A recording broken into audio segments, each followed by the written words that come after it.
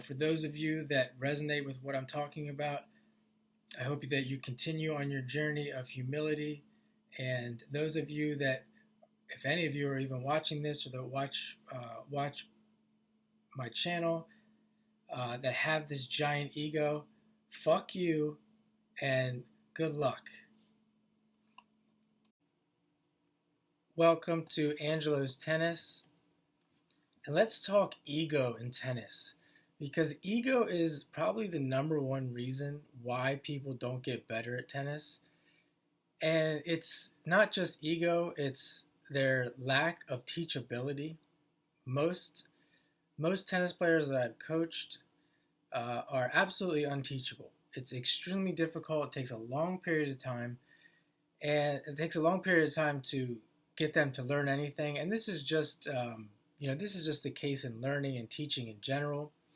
I also think that the ego, well, I don't think I know. I think that I know that in life, ego is one of the things that will hold you back.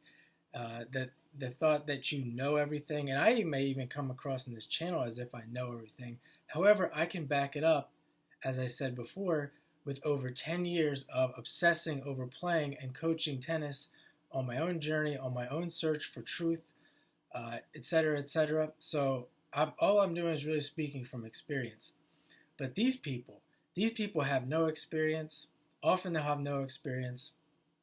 They'll, you can call them armchair quarterbacks. And how about this hat? Remember Donald Young? Donald Young used to wear his hat like this. Speaking of ego, Donald Young, but yeah, anyway, ego, the people that watch tennis on YouTube, they're all over YouTube. The ego is inflated. They have no fucking clue what they're talking about when it comes to tennis. And I think part of the reason why this is just like anything else in life. Tennis is no different. You can be a tennis player, and you could be on tour, top 1,000 ranked tennis player. Let's say you're 500 in the world, and just tell people that I was 500 in the world. You can build a book of clients in a heartbeat by telling people that you were 400 in the world, or that you played tennis for UCLA, or that you played tennis for Texas or Tennessee or any of these big colleges. I have seen college players just out of college score jobs at major tennis facilities as a director, just out of college, with literally no tennis teaching experience. It's not even possible to have tennis teaching experience. 2 years out of college, you spent most of your life playing tennis, and it's just assumed that because you played tennis and you have this high ranking that you have this ability to teach, and it's not true. I have spent the years that I spent learning how to coach tennis involved reading books like this. These books are nothing compared to the thickness of the books that I have read and implemented in tennis. And this is probably more,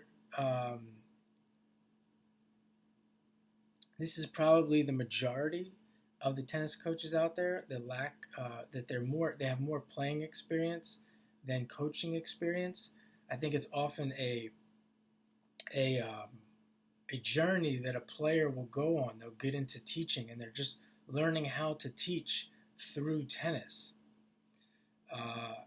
As I think that's part of what happened with me. And as I said, people will oftentimes they'll look to the really top players, the top 100, and they'll think that they know everything. And the way we emulate and we look up to these players, that they're players, they're not teachers, they're not there to teach you. Often it's exciting, and when I got into tennis, part of the reason why I got into coaching tennis was because I went to the U.S. Open a lot, and the excitement there, the feeling that it gave me, that's what I was attracted to.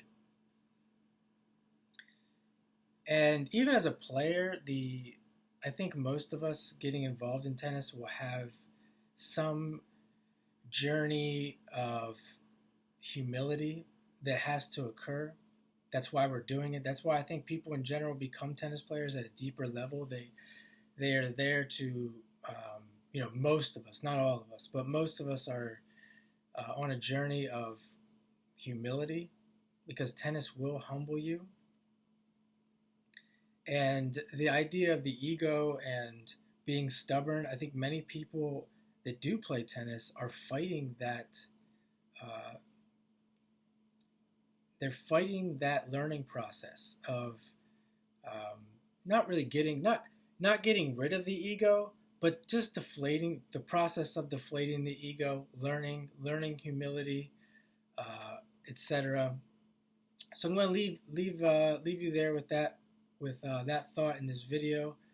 Uh, for those of you that resonate with what I'm talking about, I hope that you continue on your journey of humility. And those of you that, if any of you are even watching this or that watch my channel, that have this giant ego, fuck you and good luck.